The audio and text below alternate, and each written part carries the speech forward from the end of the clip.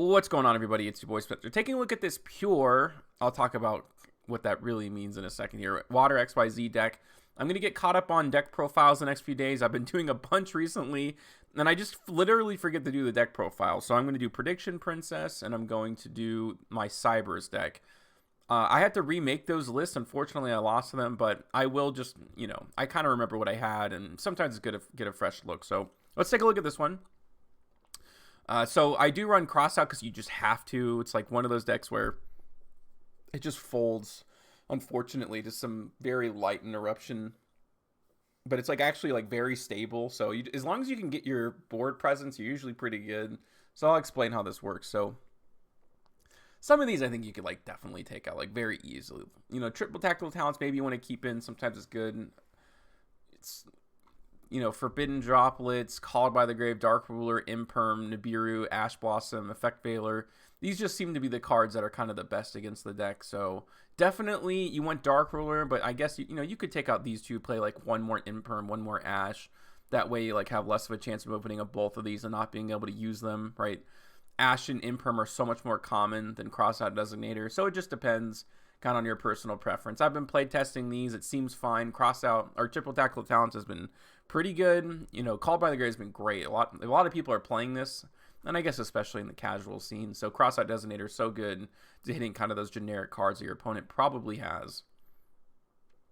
So this is where the pure comes in. So I have this Water XYZ deck where it was like a rank 4, and I just like you can't play Abyss Shark necessarily in those because it locks you into waters.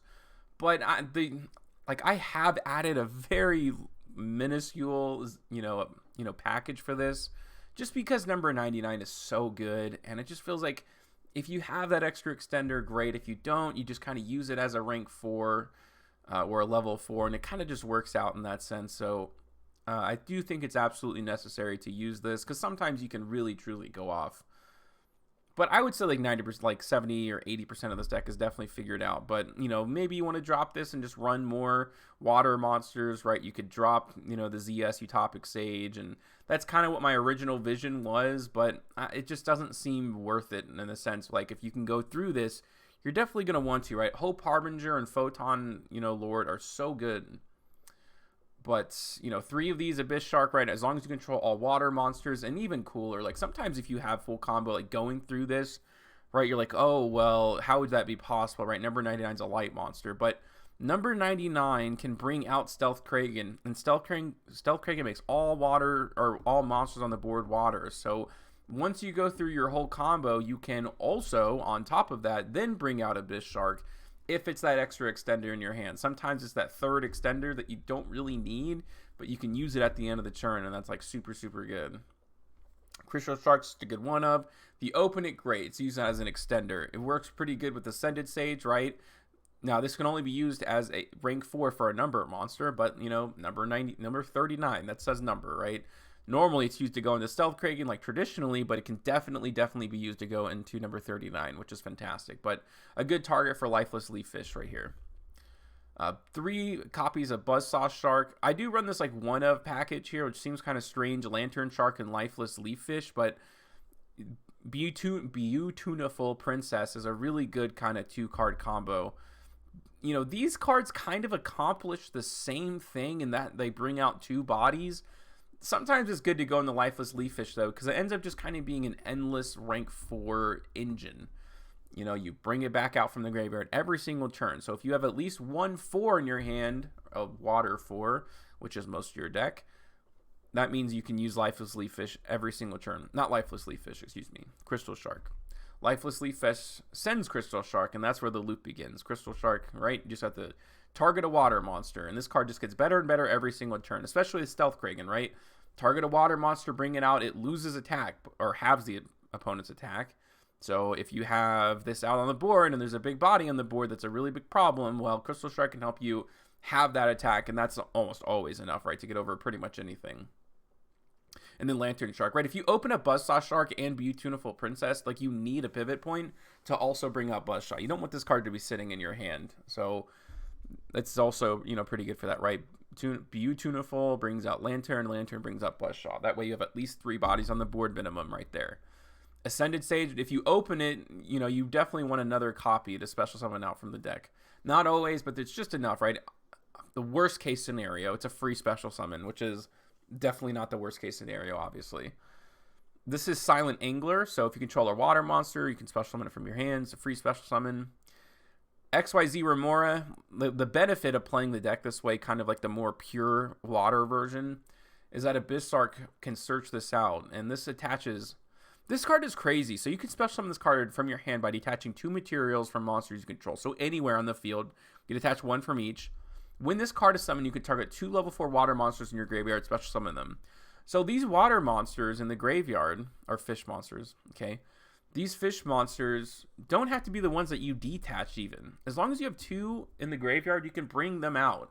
And that has come up a lot. So just having this card here makes a very big difference. You know, because it just makes this card significantly better. I talked about Utopia Princess. This is a new card that's come out. You know, you can make your own opinion on it. I think it's just okay. When a water monster's effect is activated, you can special summon this card from your hand. And then you can banish 1 face-up fish, sea serpent, or aqua monster you control, then target 1 face-up card on the field, negate it till the end of the turn. I've like never used that effect, but it's like an okay extender. It's like one of the easier ones to use as an extender, right? It works pretty well with Buzzsaw Shark, so it's probably worth playing.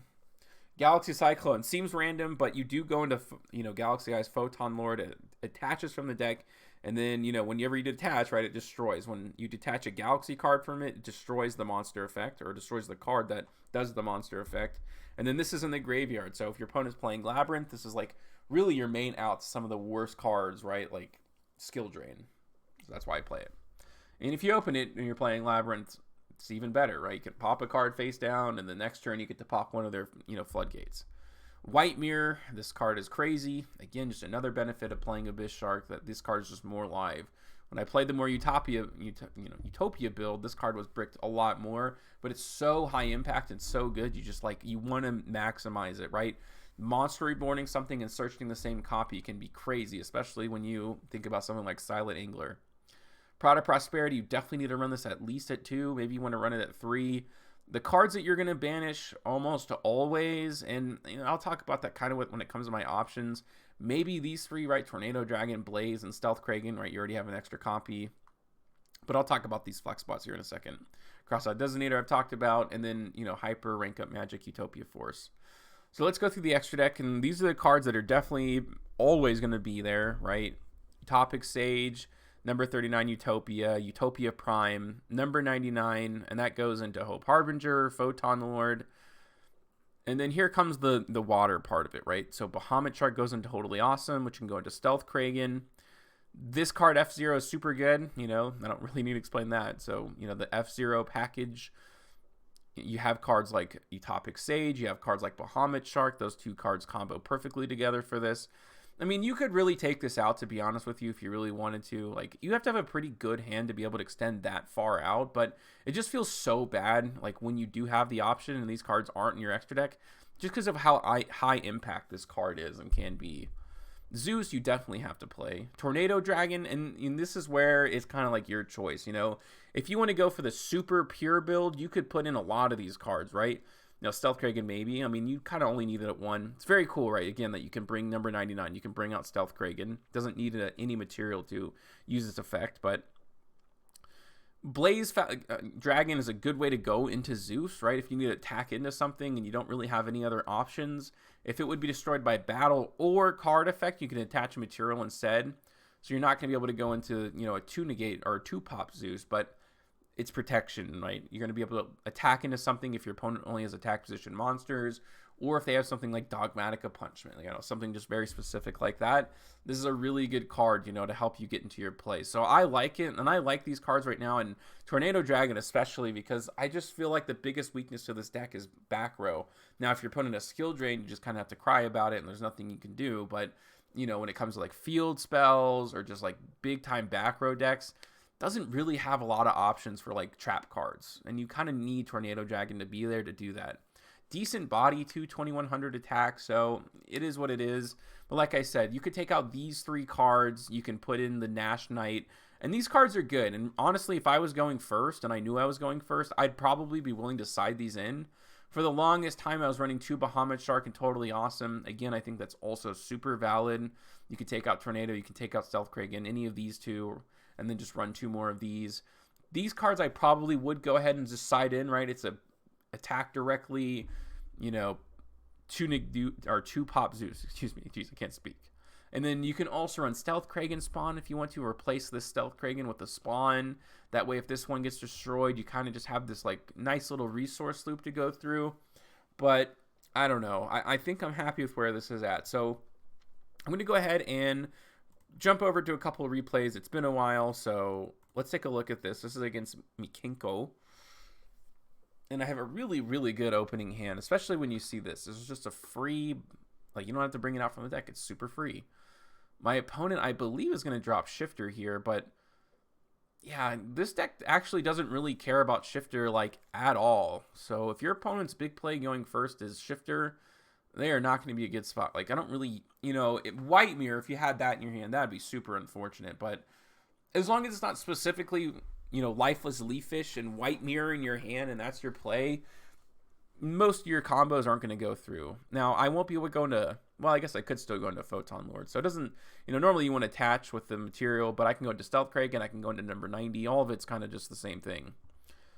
But my opponent's going to go ahead and normal summon this card. He's going to try to attach, and I'm just going to go ahead and say, hey, Hope Harbinger is there, right? And then that's it, right? I still have Totally Awesome. I still have a Monster Negate, which destroys. So pretty cool to be able to do that through Shifter. It's a very unique deck in that it doesn't really care about that. This is against Utopia, so we'll take a look. I think this is a bit of a grind game, which let's see how well this deck can grind. These 2 cards, right, it's kind of unfortunate to see in the hand, but at least this is a free special summon. So I'm playing Runic, never fun, right? It's just Floodgate.deck. And I especially hate Runic Utopia, which is what I'm playing right here. It's very annoying.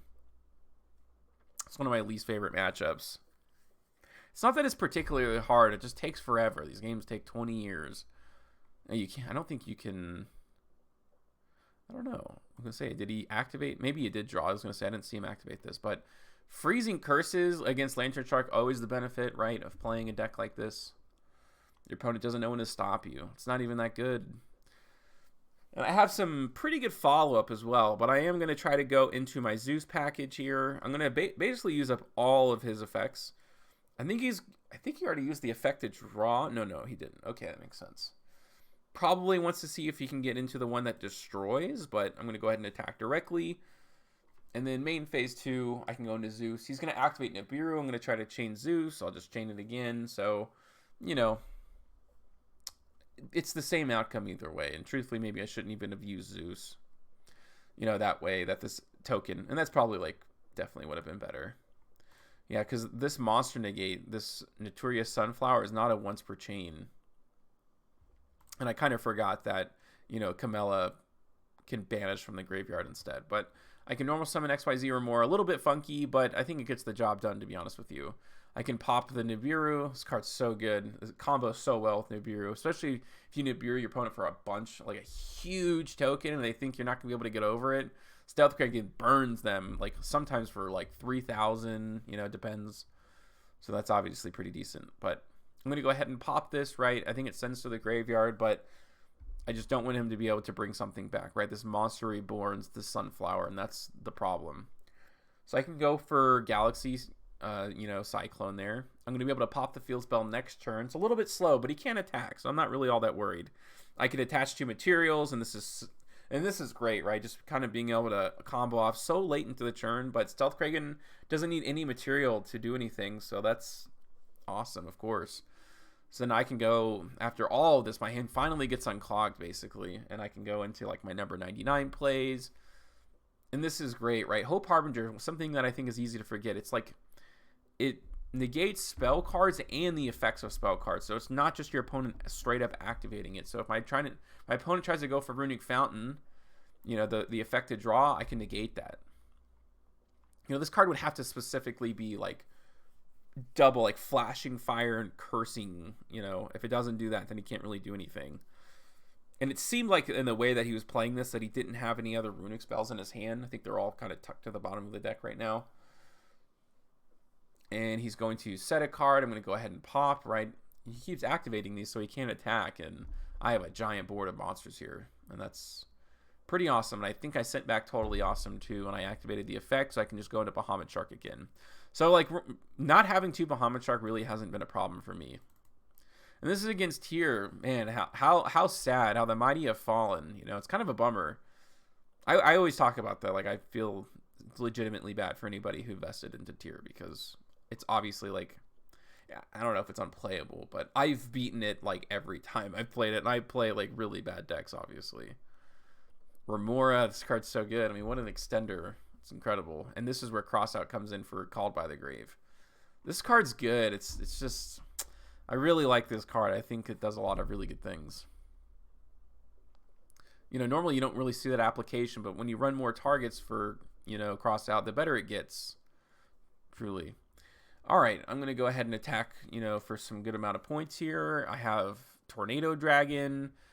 I have Stealth Kragan. I have an Omni Negate. So we'll see what ends up happening here. He's going to go for Scream. I'm going to go ahead and pop Scream. That way the effect doesn't go off. Now, it's still, I think he still gets to search a counter trap, but that's fine, right? I have Stealth Kragan. So he's not really going to actually have a tier limit monster. He sends 2. It ends up being Squamata, but I still have Totally Awesome as the negate there, so he can't do anything. So the trap card does obviously nothing. But that is the pure Water XYZ deck profile. Let me know what you guys think about this in the comment section down below. And that's going to do it for today's video, and I'll see you guys next time.